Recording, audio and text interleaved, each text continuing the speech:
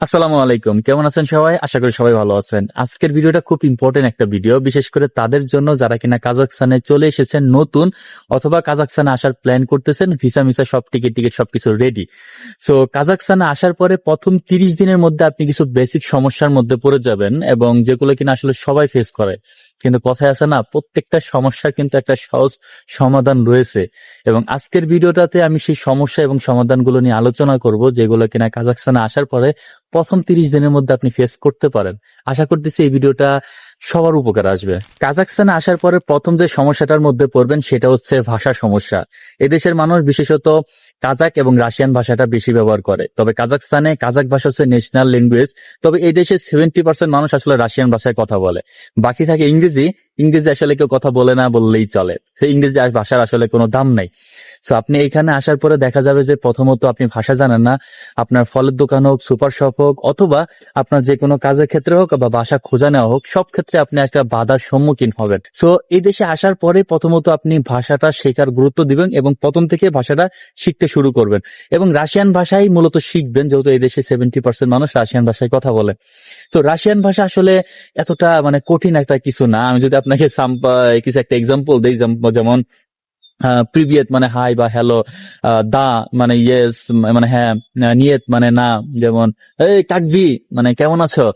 So yeah পরে কি আমি ভালো আছি। সো আপনার কাছে রাশিয়ান ভাষাটা আসলে অনেকটাই আজগুবি মনে হলো। এই ভাষার আসলে খুব ইজি। আপনি যদি 4 থেকে 5 দিন সময় দেন তাহলে বেসিক যে কনভারসেশন একটা মানুষের সাথে, ইনশাল্লাহ আপনি সেটা করতে পারবেন। এবং চেষ্টা করবেন এই দেশে আসার পরে বা বাংলাদেশ থেকেই গুগল ট্রান্সলেট এটা অফলাইনেও ডাউনলোড করে নিয়ে আসার জন্য। তাহলে আপনি যেখানে যান না কেন, যদি কোনো সমস্যায় পড়েন ফলের দোকান বা ওই যে সুপার শপে, তাহলে আপনি বাংলা লেখলে এটা ইংলিশে ট্রান্সলেট হয়ে যাবে, তখন আপনি দেখাতে পারবেন। সো আপনি কাজের ক্ষেত্রে বা যেখানে হন না কেন চেষ্টা করবেন আসার পরই ভাষার প্রতি গুরুত্ব দেওয়ার। আর আপনার যখন ভিসা মিসা বা টিকিট সবকিছু রেডি হয়ে গেছে, হাতে 4-5 দিন সময় আছে, তখনই ভাষা শেখা শুরু করে দেন। আচ্ছা, পরে যে সমস্যাটা আছে সেটা হচ্ছে কাজ পাওয়া নিয়ে। যারা বাংলাদেশ থেকে আসে অনেকে হয়তো বা ভাবেন বাংলাদেশে তো প্রচুর কাজ, তাহলে হয়তো বা বিদেশে এত কাজ থাকবে। কাজাকস্তানে মিথ্যা বলবো না, কাজাকস্তানে প্রচুর কাজের অপরচুনিটি আছে, কিন্তু বিষয়টা তো আসলে ওইরকম না, ফেলে দেওয়ার মতো না যে আমি রাস্তা দিয়ে যাচ্ছি, কাজ পেয়ে গেলাম, টুকিয়ে নিলাম বা কুড়িয়ে নিলাম। বিষয়টা তো এরকম না, আপনাকে কাজ খুঁজতে হবে। সো আমি আপনাদেরকে একটা সাজেশন দেই। এই সাজেশনটা কি আপনি পজিটিভলি নিবেন নাকি নেগেটিভলি নিবেন, এটা আসলে আপনার পার্সোনাল ওপিনিয়ন। তবে আমি আপনাকে বলি, প্রথমে এই দেশে আসার পরে কাজ আসলে যেমনই হোক না কেন, আপনার ক্লিনার হোক বা ওইরকম হোক, ওয়্যার হাউস হোক, প্যাকেজিং হোক, চকলেট ফ্যাক্টরি হোক, ভুট্টা ফ্যাক্টরি হোক, যে কোনো একটা কাজ পান, আগে ঢুকে যান। একবার যদি ভিতরে ঢুকে যেতে পারেন, তারপরে 1 মাস 2 মাস ওই কাজটা করেন, কিছু এক্সপিরিয়েন্স অর্জন করেন। এই 2 মাসের মধ্যে ভাষাটা খুব আয়ত্তে নিয়ে আসার চেষ্টা করেন। তারপরে আপনি হোটেল বা রেস্টুরেন্ট কোন একটা ভালো জায়গায় আপনি ঢুকে যেতে পারলেন। সো এটাকে আসলে আমি মনে করবো যে আপনাকে পজিটিভ হিসাবে নেওয়ার প্রয়োজন। প্রথমে আসার পরে আপনি যে কাজই পান, আগে ঢুকে পড়েন, কিছুটা এক্সপিরিয়েন্স অর্জন করেন, ভাষাটা শিখেন, তারপর ভালো কোনো জায়গায় যান। প্রথমে আসার পরে আপনি 80,000 1 লাখ টাকা স্যালারি পাবেন, বিষয়টা তো আসলে এরকম না। আরেকটা বড় সমস্যা হচ্ছে ডকুমেন্ট নিয়ে অসচেতনতা। যারা কিনা নতুন এই দেশে আসে, পাসপোর্ট সাথে রাখে না, অনেক সময় ভিসার কপি সাথে রাখে না। দেখা যায় পুলিশ কোনো সময় ধরলে একটা ঝামেলার মধ্যে পড়তে হয়। আমি আপনাকে বলে রাখি, এটা আপনার সুবিধার জন্য, এই দেশের জায়গায় জায়গায় পুলিশ থাকে। আপনি যদি রাস্তা দিয়ে যান, কোন একটা ঘটনার মধ্যে পড়েন বা একটা দুর্ঘটনা ঘটে যায়, আপনি পুলিশকে ফোন দিলে দেখা যাবে 30 সেকেন্ড থেকে সর্বোচ্চ 1 মিনিটের মধ্যে পুলিশ চলে আসে। গাড়ি নিয়ে আসলে টহল দেয়। প্রাইভেট কার জাতীয় কার আছে, 1 বা 2 জন পুলিশ থাকে এটার মধ্যে, সারাক্ষণ ঘোরাফেরা করে রাস্তার আশেপাশে। সো যে কোনো সময় আপনাকে পুলিশে চেক করতে পারে। সো এটা থেকে বাঁচার উপায় হচ্ছে কি, আপনি ফোনে পাসপোর্টের ছবি তুলে রাখেন আর ভিসার কপি ছবি তুলে রাখেন এবং চেষ্টা করবেন সম্ভব হলে, এবং এটা করা প্রয়োজন আপনার জন্য, ছোট্ট একটা আপনার এই যে যদি বলে এই জাতীয় একটা ব্যাগ আছে, এই ব্যাগগুলো আপনার কাছে রাখবেন, যেখানে কিনা পাসপোর্ট, আপনার ভিসার কপি, যদি কিছু ডলার থাকে, ক্যাশ মানি এটার মধ্যে রাখবেন, গলায় ঝুলিয়ে রাখবেন, যেখানে যান এটা সাথে থাকবে।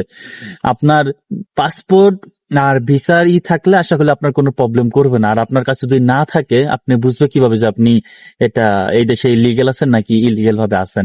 আপনাকে থানায় নিয়ে যাবে, পরে বাসা থেকে কোনো ফ্রেন্ড সার্কেল বা মালিক সবাই আসবে, ভিসার কপি দেখাবে, আপনাকে ছাড়বে।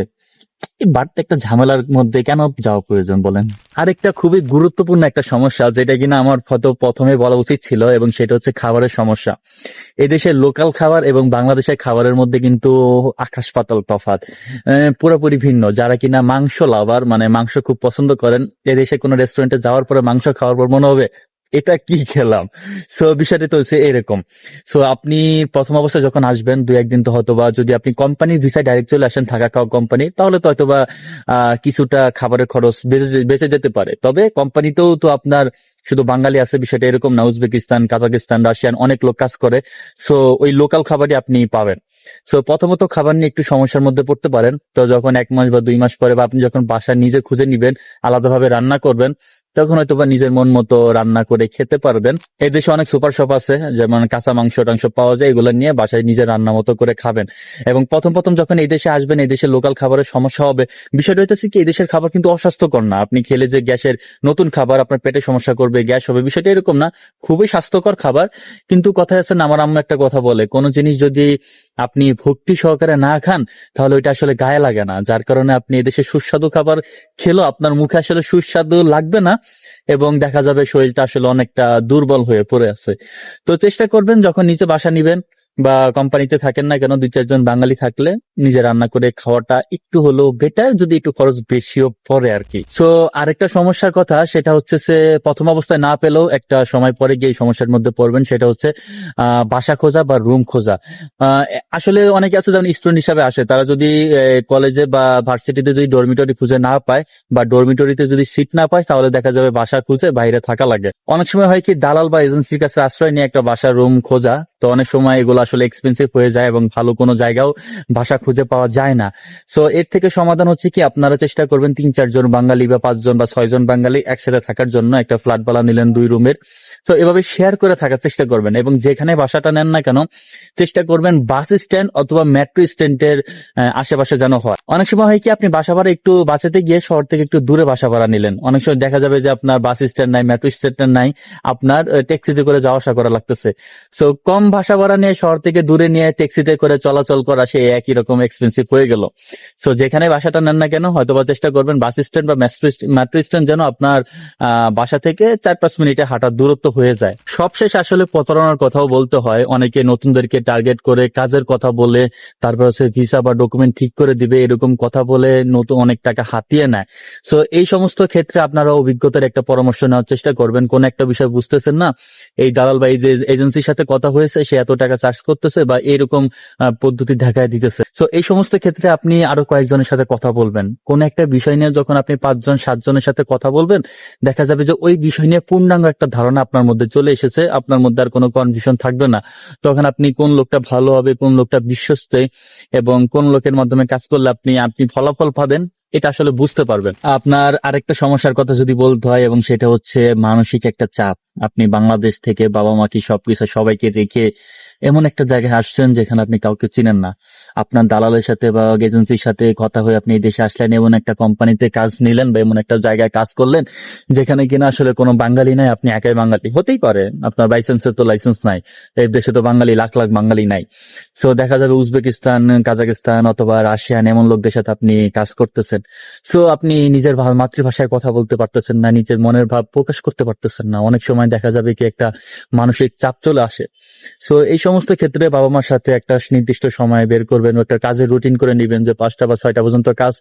এরপরে বাবা মার সাথে কথা বললেন, একটা ভাষা শেখার প্র্যাকটিস করলেন। সো আপনি এই দেশে কাজ, যে কোনো দেশের লোক থাকুক না কেন, উজবেকিস্তান, কাজাকিস্তান, তারপর হচ্ছে কিরগিজস্তান, রাশিয়ান, যে কোনো দেশের লোক থাকুক না কেন, এরা সবাই আসলে মোটামুটি রাশিয়ান ভাষা বুঝে।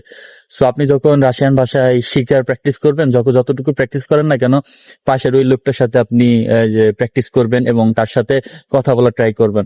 এভাবে 2-1 মাসের মধ্যে ল্যাঙ্গুয়েজটা শিখে ফেলবেন। আস্তে আস্তে সবকিছু ঠিক হয়ে যাবে। মানসিক চাপটা প্রথম অবস্থায় আসবে। হয়তো দেশে আপনি এত ভারী কাজ করেন না, এই দেশে এসে ভারী কাজ করা লাগতেছে, পরিশ্রমের কাজ করা লাগতেছে, 10 ঘন্টা কাজ করা লাগতেছে, কথা বলতেছেন না, মনের ভাব প্রকাশ করতে পারতেছেন না, মন মতো খাবার খেতে পারতেছেন না। সো সবকিছু মিলে আসলে নিজেকে একটু প্রেসার দিতে হবে এবং নিজের মনকে বোঝাতে হবে। এটাই আসলে। সো সবশেষে একটা কথাই বলবো, কাজাকস্তানে প্রথম 30 দিন আপনার জন্য খুব একটা স্ট্রেসফুল, একটা ডিপ্রেশনের মাস হতে পারে। সবকিছু সার্কে একটা বিষয় আছে না, আপনি অতিক্রম করবেন, পাহাড় জয় করবেন, বিষয়টা হচ্ছে এরকম। আর যে কোনো সমস্যা হোক কিন্তু সমাধান করার চেষ্টা করবেন একা একা, অথবা যদি অভিজ্ঞ কোনো লোক থাকে তাদের সাথে পরামর্শ করবেন। হুটহাট করে কাউকে বিশ্বাস করবেন না বিদেশের মাটিতে। একটা সত্যি কথা বলি, বিদেশের মাটিতে আসলে সবাই টাকা কামানোর ধান্দায় আসে। যে যাকে মেরে টাকা ইনকাম করতে পারে, অবশ্য সবাই এক না, তবে অনেকেই এক। আর বাঙালিদের কথা যদি বলতে চাই, বাঙালিদের তো আসলে কালচারই ভালো না ম্যাক্সিমাম সময়। সো আমি নিজেও বাঙালি, এই জন্য বলতে আমার কাছে আসলে খারাপ লাগতেছে না। সো এই হলো অবস্থা। যাই হোক, ভিডিওটা আশা করি সবার ভালো লাগবে। সবাই ভালো থাকবেন, সুস্থ থাকবেন। কোনো বিষয়ে যদি জানার পরামর্শ হয় আমাকে মেসেজ করতে পারেন, কোনো প্রবলেম নাই। সো আপনারা বুঝতে পারতেছেন নাকি আমি জানি না, এই ভিডিওটা আজকে করতে যে আমার একটা শেকি শেকি বা একটা নড়াচড়া যে ভাবটা, এই ভাবটা হয়তো বা আপনারা পাইছেন। সো বাইরে প্রচুর ঠান্ডা, এই আর কি। সো সবাই ভালো থাকেন, সুস্থ থাকবেন, দেখা হবে পরের কোনো ভিডিওতে। আসসালামু আলাইকুম।